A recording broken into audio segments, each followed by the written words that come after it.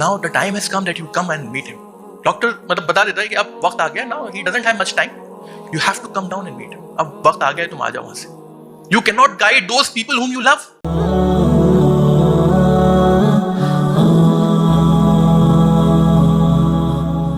तो आप सोचिए क्या अटैचमेंट था नबी करीम सल्लल्लाहु अलैहि वसल्लम का अबू तालिब से. उनसे ज्यादा शायद करीब कोई होगा कि नहीं मुझे नहीं पता. उस वक्त नबी करीम सल्लल्लाहु अलैहि वसल्लम के उनकी पूरी फैमिली अबू तालिब थे. और अबू तालिब की डेथ होना यानी कि माँ बाप का एक साथ में गुजर जाना. किसी इंसान के, अल्लाह ताला किसी भी इंसान को ऐसा वक्त ना दे कि किसी के माँ बाप उसकी जिंदगी में अगर गुजर जाए एक साथ में, तो कैसा महसूस होता है सोचिए. नबी करीम सल्लल्लाहु अलैहि वसल्लम he was going through that stage where Abu Talib who was the strongest supporters, जिसकी वजह से अबू तालिब मक्का के मुशरिकों के और नबी करीम सल्लल्लाहु अलैहि वसल्लम के दरमियान एक ढाल की तरह काम कर रहे थे. उनकी वजह से वो लोग खुली तौर पर अटैक नहीं कर पा रहे थे नबी करीम सल्लल्लाहु अलैहि वसल्लम. He had a reputation. ऐसे इंसान का उसी साल खदीजा रज़ियल्लाहु अन्हा का इंतकाल हुआ, उसी साल अबू तालिब का भी इंतकाल हो गया. और अबू तालिब के साथ एक और ट्रेजेडी अटैच है. सिर्फ उनकी डेथ ही नहीं, एक और ट्रेजेडी है उनके साथ. जब नबी करीम सल्लल्लाहु अलैहि वसल्लम को ये खबर मिली कि अबू तालिब जो है ही इज सिक नाउ. हमें कभी कभी खबर आती है, हम अगर कहीं बाहर बॉम्बे में काम कर रहे हैं या आउट ऑफ भोपाल काम कर रहे हैं, हमें खबर आती है कि अभी डॉक्टर ने कहा है कि तुम्हारी जो वालिदा हैं या तुम्हारे जो वालिद हैं या तुम्हारा जो भी कोई भी करीबी है, now the time has come that you come and meet him. Doctor मतलब बता देता है कि अब वक्त आ गया. Now he doesn't have much time. You have to come down and meet him. अब वक्त आ गया है, तुम आ जाओ वहां से. तो नबी करीम सल्लल्लाहु अलैहि वसल्लम को जब भी पता चला कि अबू तालिब is sick to that level, he rushed through him. वो फौरन नबी करीम सल्लल्लाहु अलैहि वसल्लम उस कमरे में दाखिल हुए जहां पर अबू तालिब लेटे हुए थे और मक्का के और भी लीडर्स थे वहां पर. बताते हैं, हदीस में आता है कि नबी करीम सल्लल्लाहु अलैहि वसल्लम उनके बेड के करीब जाकर बैठ गए और उनका हाथ अपने हाथ में ले लिया. और हाथ अपने हाथ में लेकर नबी करीम सल्लल्लाहु अलैहि वसल्लम के आंखों में से आंसू बह रहे थे. और उनका हाथ में हाथ लेकर कहा, उन्होंने कहा अंकल प्लीज, आपने मेरे साथ क्या कुछ नहीं किया, सिर्फ एक बार कलमा कह दीजिए, बस एक बार कलमा पढ़ लीजिए, बस सिर्फ एक बार.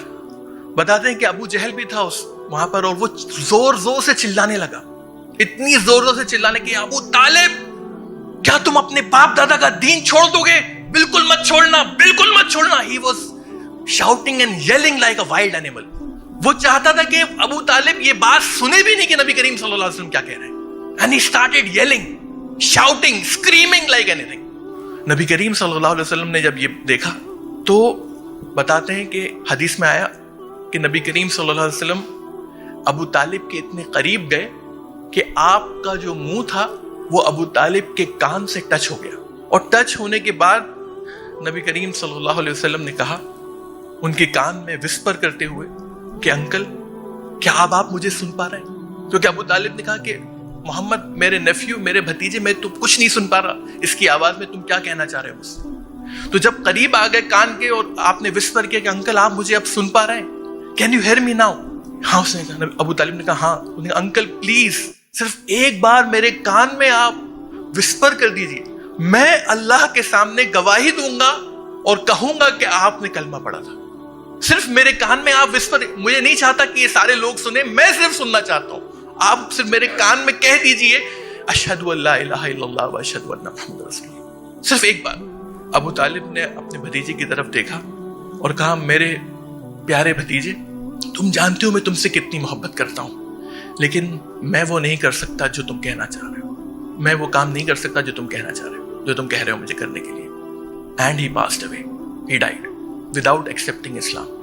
सहाबा कहते हैं कि जब नबी करीम सल्लल्लाहु अलैहि वसल्लम उस रूम से बाहर आए अबू तालिब के, he was totally crushed, devastated.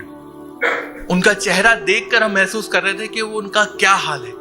और हमें लग रहा था कि जिस इंसान से वो इतनी ज्यादा मोहब्बत करते थे, इतना ज्यादा प्यार करते थे, उस इंसान ने इस्लाम कबूल नहीं किया, वो मुसलमान नहीं हो सका.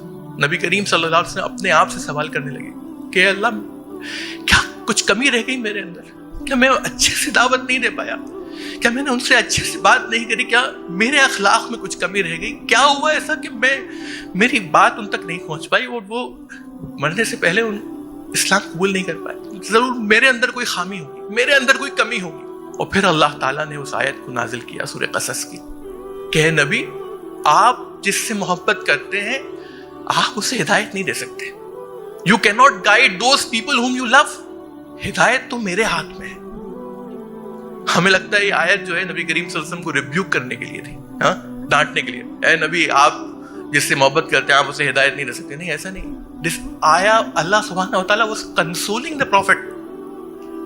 He was consoling him کہ اے نبی آپ اپنے آپ کو دوش مت دیجیے, اپنے آپ کو آپ الزام مت دیجیے کہ آپ کی طرف سے کچھ کمی رہ گئی. نہیں, ایسا نہیں ہوا, بلکہ ہم جسے چاہتے ہیں ہمیں ہدایت دیتے ہیں, ہم اسے صحیح راستے پر لے کر آتے ہیں.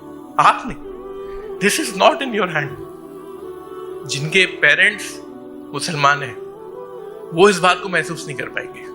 آپ ان ریورٹ سے پوچھیے جو ابھی بھی اسلام لے کر آئے, ان سے پوچھیے کہ وہ رات کو سونے سے پہلے کیا دعا کرتا ہے, صبح اٹھنے کے بعد اس کی کیا دعا نکلتی ہے. صرف ایک ہی چیز کہ اللہ کاش آج وہ دن کہ میرے ماں باپ صحیح راستے پر رہتے ہیں. Let it be today.